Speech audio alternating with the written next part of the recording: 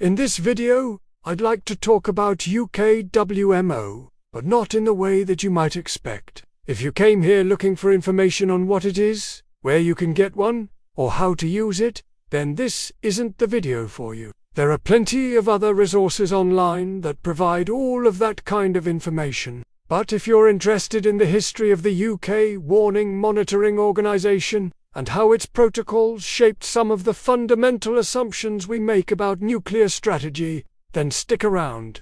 It was the Cold War, and the threat of nuclear attack had become very real. On May 9, just after Winston Churchill had made his famous "We shall fight them" on the beaches speech, the United Kingdom government established the UK Civil Defence and the Royal Observer Corps, which they later called Ukwmo. This was a civilian organisation with the task of monitoring the skies 24 hours a day for incoming aircraft and missiles, and then relaying that information to regional control centres so that they could warn the population in the event of an attack. The UK Home Office issued each of these regional warning centres a civil defence radio licence, and that licence had one condition, which was that the transmissions had to be encrypted. It's quite easy to see why. If the transmissions were unencrypted, then whoever was monitoring them could easily tell how many warning centres were active at any one time. And from that, they could work out things about the health of the UK's nuclear deterrent. And even if the transmissions weren't monitored, intercepting and decrypting them would still be possible. Even though the UK didn't know it at the time, in July 1949, the Soviets had already broken the Enigma machine. The Home Office also gave these regional warning centres another licence, this time from the Postmaster General, which allowed them to communicate with the public using frequencies below 30 MHz. These lower frequencies could travel much further than the high-frequency radio channels used for encryption, meaning that they could potentially reach almost anywhere in the country. With these licenses in place, the UK government was ready to warn its people about an incoming nuclear attack. But there was still one thing missing,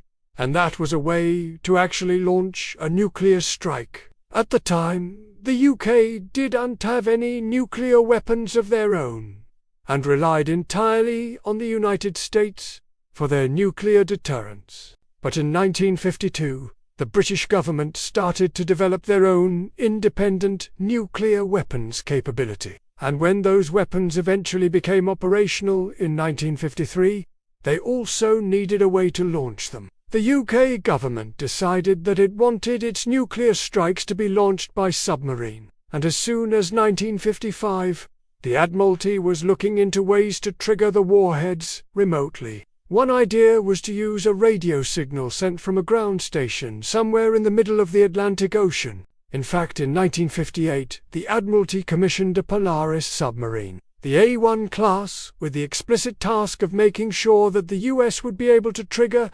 Britain's nuclear weapons in the event of a nuclear attack on the United States. But in 1957, new thinking on nuclear strategy emerged in the UK. It was based on the assumption that if the UK was ever attacked with nuclear weapons, then it would be attacked multiple times, and every one of those attacks would destroy some part of the nuclear deterrent. So if the UK was going to respond with its own nuclear weapons, it would need to do so immediately, before the enemy had a chance to destroy the rest of its nuclear deterrent. This approach to nuclear strategy is known as mutually assured destruction, or MAD. It's different to the more common approach of mutually assured deterrence, or as I prefer to call it, mutually assured peace.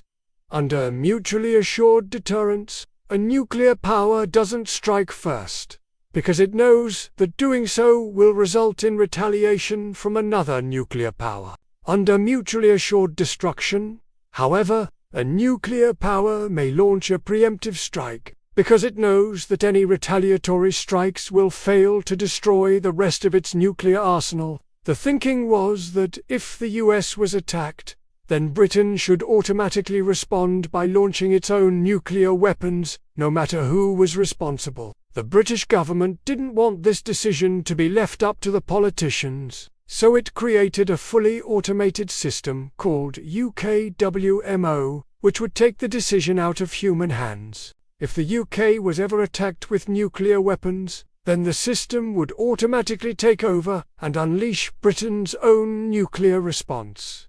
Now let me explain exactly how this works. When the Royal Observer Corps detected an incoming nuclear attack, it would send a coded message to the Ministry of Defence. That message would include the direction and rough time of arrival of the attack. At the Ministry of Defence, this message would be decoded and compared against data from other sources. If there was enough evidence to suggest that the UK was under attack, then a switch in the mainframe computer called X4, nicknamed Big X, would flip from red to green. This meant that X4 had moved into action phase. Within 3 seconds of X4 flipping into action phase, a timer on another computer called Y4 would start. It was set to 15 minutes, and this represented the estimated time that the UK had before the nuclear attack would arrive. As soon as that timer started, the UK's nuclear submarines would move into action phase, arming their nuclear warheads and moving into firing positions.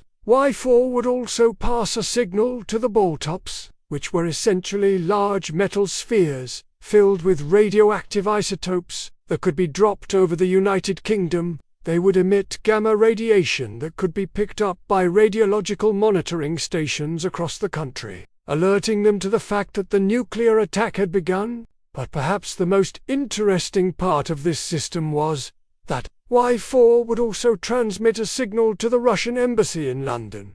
It would transmit the time of day in Morse code. For example, if the attack was expected to begin at 10 o'clock, then the embassy would receive the Morse code for 10 o'clock, which is 3 periods and 1 dash. So why did it transmit the time to the Russian embassy? Well, that's because the UK government was hoping that the Russians would blame the Americans. You see, during the Cold War, the UK and the US had something called a positive defense plan, which meant that if the UK was attacked, then the US would automatically come to its defense. But if the US was attacked, then the UK wasn't obliged to come to its defense. So if the UK was attacked and the Russians thought that the Americans had done it, then they wouldn't retaliate, or at least they hopefully wouldn't. Of course, this plan had its flaws. If the Russians knew that the attack had come from the United States, they would be confused by the fact that the British had relayed the time of the attack to their embassy. But if the Russians didn't know that the attack had come from the United States, then maybe they would think that it had come from the UK instead. And now you're probably wondering why we don't do this anymore. Well, it's because mutually assured destruction has fallen out of favor.